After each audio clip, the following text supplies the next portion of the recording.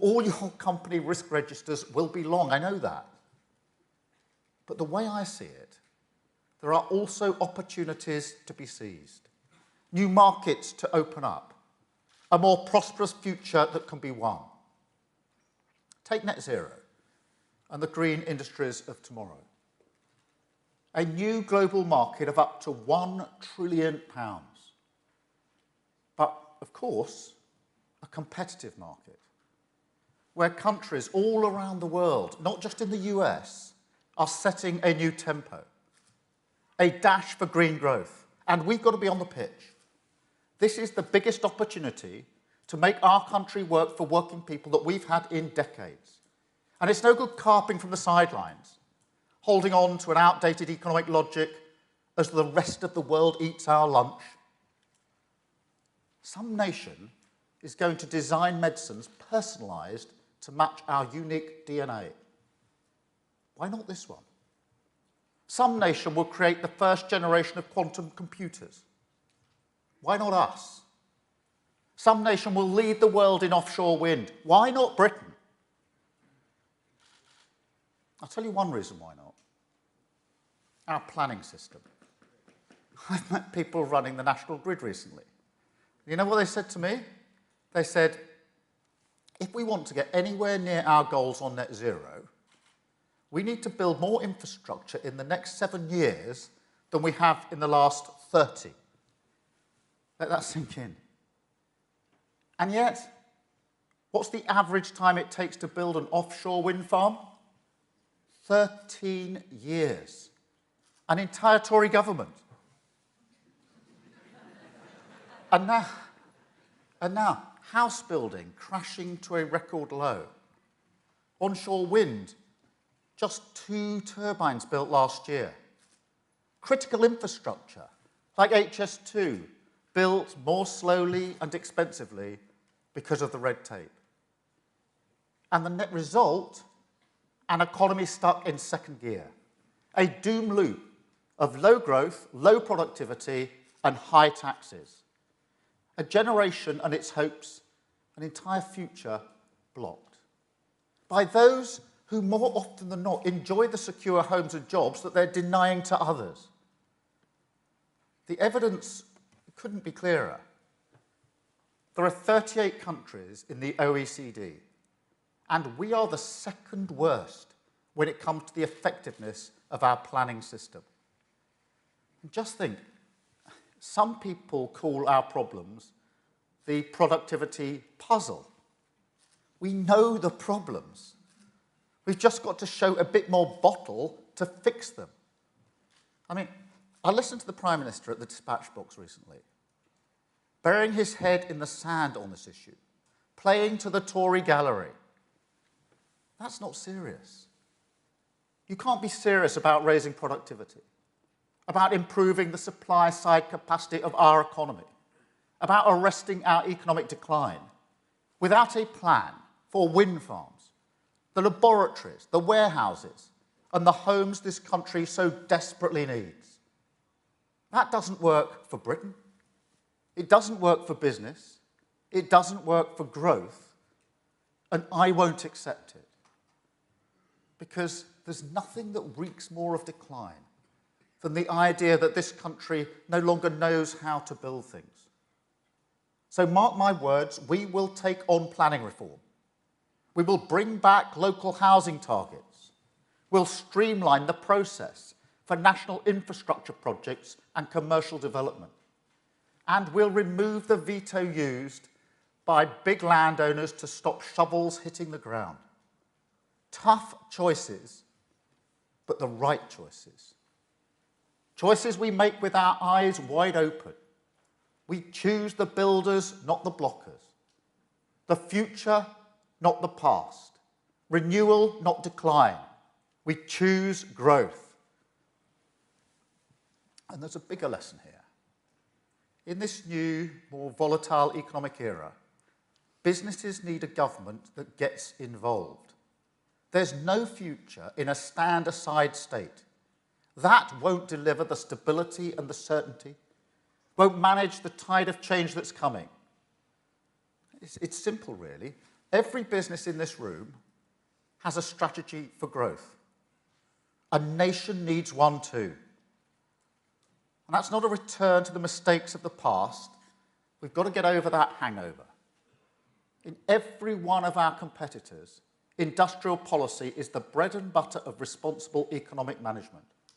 About what the state does, not how big it is, how it can support businesses of all sizes to innovate and grow, can bring in the creative brilliance of our scientists and universities, can work with trade unions, and bring you all together to unleash the potential of our strengths, our cutting-edge technology sector, our superpower services, life sciences that save lives. It's a shared undertaking that is not state control or pure free markets, but a genuine partnership, sleeves rolled up, working in the national interests. This is fundamental to my politics. I believe in the power of dynamic government, but I also believe in the brilliance of British businesses. And I've changed my Labour Party to reflect that. We're not just a pro-business party, we're a party that is proud of being pro-business, that respects the contribution profit makes to jobs, to growth, and to our tax base, gets that working people want success as well as support, understands that robust private sector growth is the only way we pay our way in the world. But look, I've also got to be clear. We hold our hand out in partnership, but we do it with an uncompromising purpose. The purpose that shapes everything we want to achieve in government, all 5 of our national missions. That is to change this country so it once again respects, serves, and delivers for working people. We're going to tip the scales away from the vested interests that have held our businesses and our economy back for too long.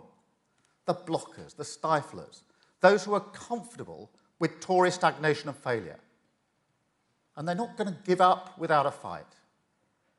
That's not how change happens.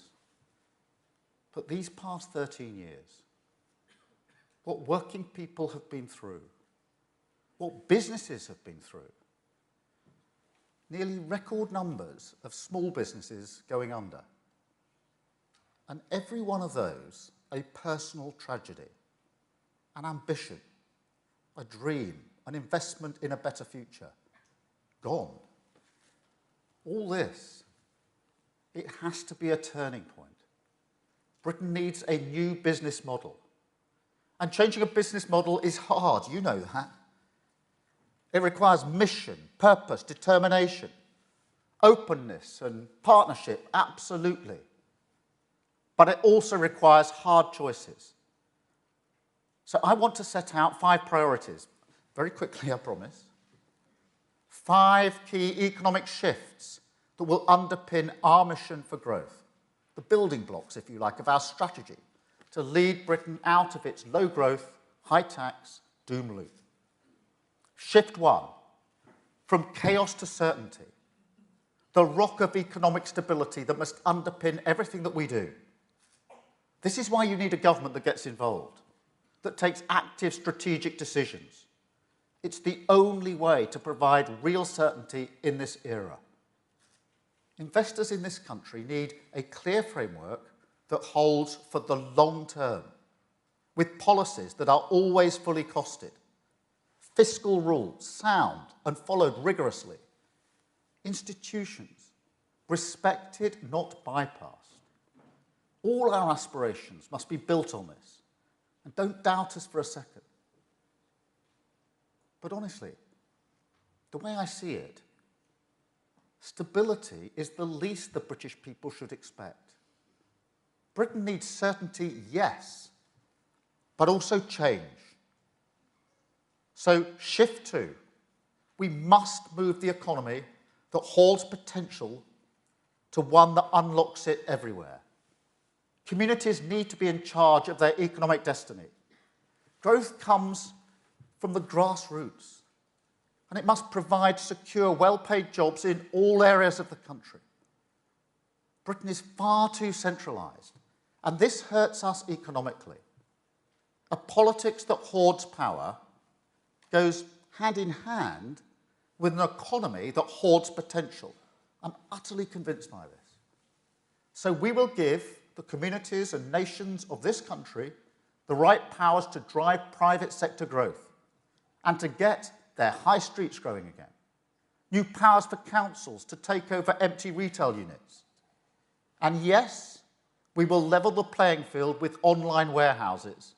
We will scrap and replace business rates. Shift 3. Britain must go from lagging to leading, must get on the pitch in science, technology, green growth, and the opportunities of tomorrow.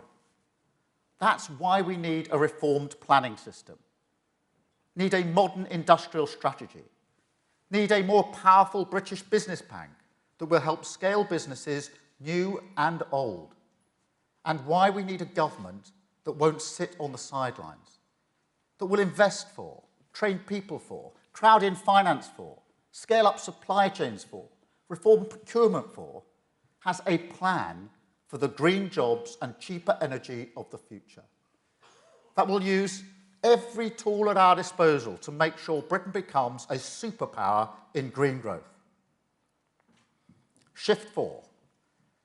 We've got to stop creating insecure work and thinking, job done. Nobody here would be happy with a job that didn't provide security or respect.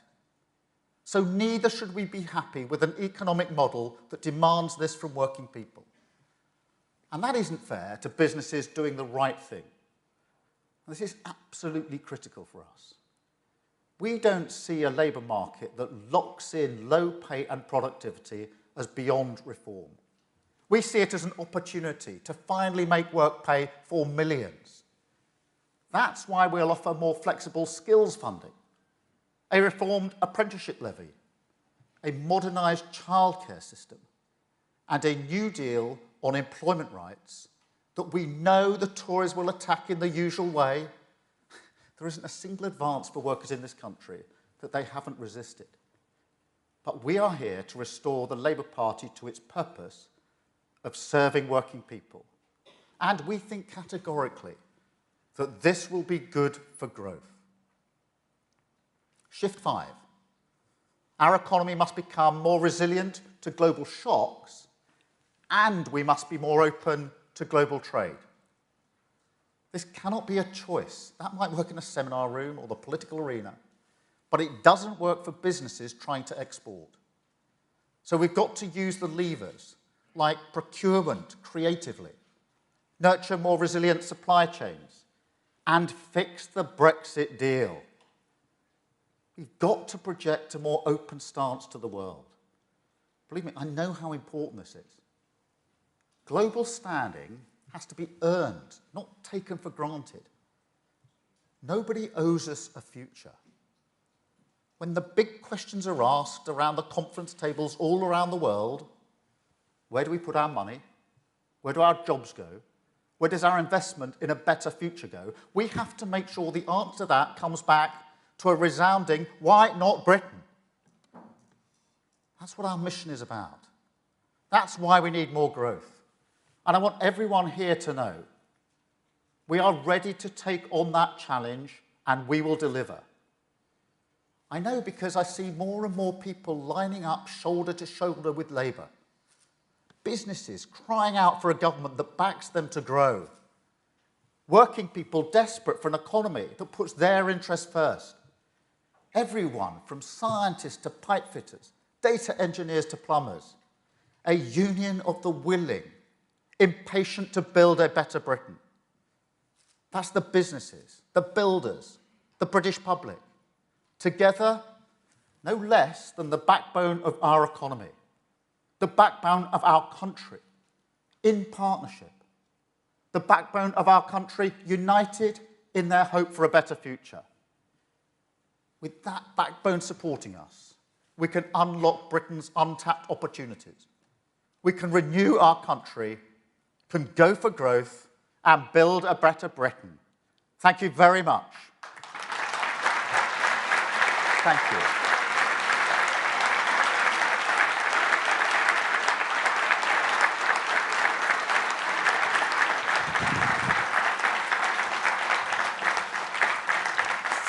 Thank you very much indeed. We've got a number of questions, starting with some questions from the media.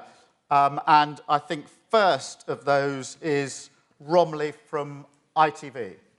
Romley, there you are. Hi there, Sir Keir. You promised to take on planning reform. Does one of the tough choices you refer to include building on the green belt? And is that really the answer to England's housing woes? Let me be clear about what our ambition is here. And that's what I meant when I said in my speech that we back the builders, not the blockers. The aspiration to own your own home is real. It's a dream for so many people. And it's more than a dream, it's actually about security. And I know from my own upbringing that although we didn't have a lot of money, we did own our own home with a mortgage. And that meant there was a security that went with it. And that dream is being killed. It's being killed by a government that's taken down the targets for housing, and everybody in this room will know that means that building of houses is likely to drop now to the lowest level since the Second World War. And so the dream, the aspiration of owning your own home is going to be killed. And we need to do something about that, Romilly. And what we need to do is put the targets back up. But if that's all we do, we'll just go back to where we were at the tail end of last year when we weren't building enough homes. So we need to do more than that and fix planning and also have development corporations as a vehicle for building homes. And when I say fixed planning, what I mean by that is giving more power to local areas to direct where housing will be built. And that does mean decisions about the green belt. Now, don't get me wrong, just like everybody else in this room, I want to protect the green belt. I value our countryside. But this is about choosing where development takes place. There is already building on the green belt. The question is, do local areas have sufficient? And an example that I would give is some building of houses in the southeast of England where the choice was between a playing field and a car park. And the car park was technically on the green belt and the playing field wasn't. And so the houses were built on the playing field, not the car park.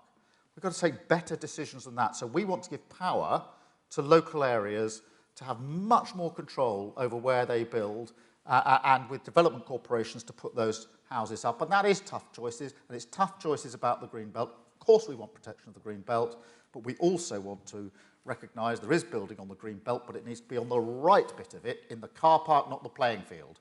That is the sort of tough decision that this government has backed away from, and the net result is we won't have the houses built that will help people in their dream to own their own home. Thank you, Romilly. I think we're going to go to Kieran at The Guardian next. Thank you very much, Kieran. Stacey from The Guardian. Just to follow up on Romilly's question, you talk about giving more powers to local councils. Are you also willing to override local councils who don't do enough to build, who perhaps block developments that you think could help ease the housing crisis? And the second one on housing, if I may, you talk about reform to the leaseholder system. You talk about ending leaseholding on new developments, but you haven't gone further and said that you want to end leasehold on existing buildings and allow existing leaseholders a way out of their current contracts. Would you go further and say that as well? On the question of local authorities, we want to put the targets up, we want them to be real, and we want them to be achieved. We want to work with local authorities on that, give them the power to do that. Very often local authorities tell me that amongst the problems is that it's the landowners and the developers who actually choose where the housing is, and the local authority can't direct that. So give them more powers and you unlock some of the blockage in the system, reforming the planning system along the way. So we do want to give those powers. I would also be open to looking at whether this can be done on a pan-local authority basis, because I think amongst the problems we've got is that this is all very piecemeal, very, very localised. And actually, if you look at the infrastructure, if you look at the way we want to grow the economy, it would make sense, in my view, to club together local authorities in certain areas of the country so that together they could plan the housing that could be built in the best place. An example would be along train lines to build the businesses and the communities to feed and support the infrastructure that we desperately need, which again is a major driver of growth. And when it comes to house building, I've spoken about the aspiration of people to have their own home, which is very, very real, but also house building is a route to economic growth. Both the building and the other aspects that it can, of growth that it can unlock along the way. On leasehold reform, firstly, I think the 2020 Law Commission recommendations are about right, and we would implement them. And I think it's a crying shame that the government, having said that it accepted those recommendations on leasehold, has now backed away because it says it's run out of road, run out of ideas, hasn't got time to do it. So Michael Gove has said he understands the injustice and why the system doesn't work, but now he's not going to do the second bit of what he promised. So we will pick that up and we will do that, and that does mean reforming existing leaseholds and following the recommendation about new leaseholds. Thank you, Kieran. And I think we've got Jack from City AM. Jack. Thanks, Keir. Jack Bonnet from City AM.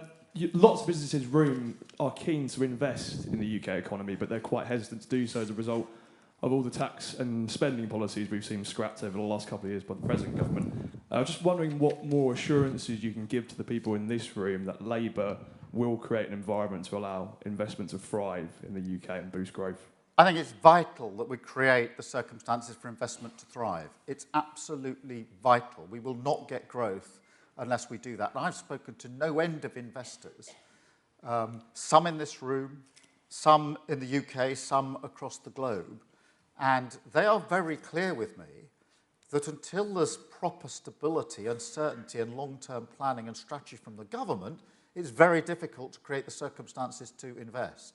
And we often think that the idea that we've had 4 chancellors and 4 budgets in the last 12 months is politically funny. It makes for a good cartoon. It's hopeless when it comes to investment. They are not the condition. Investors who tell me they are withholding the investment they might otherwise put into our country because the conditions aren't right. So stability has to be the key to that. And of course, you touch on high tax. Why have we got such a high tax regime? In my view, it's because we've got low growth. So that's why I call it a doom loop. You've got low growth, low growth, low growth leading to high tax. Highest tax, as you know, since the Second World War. We've got to break out of that cycle.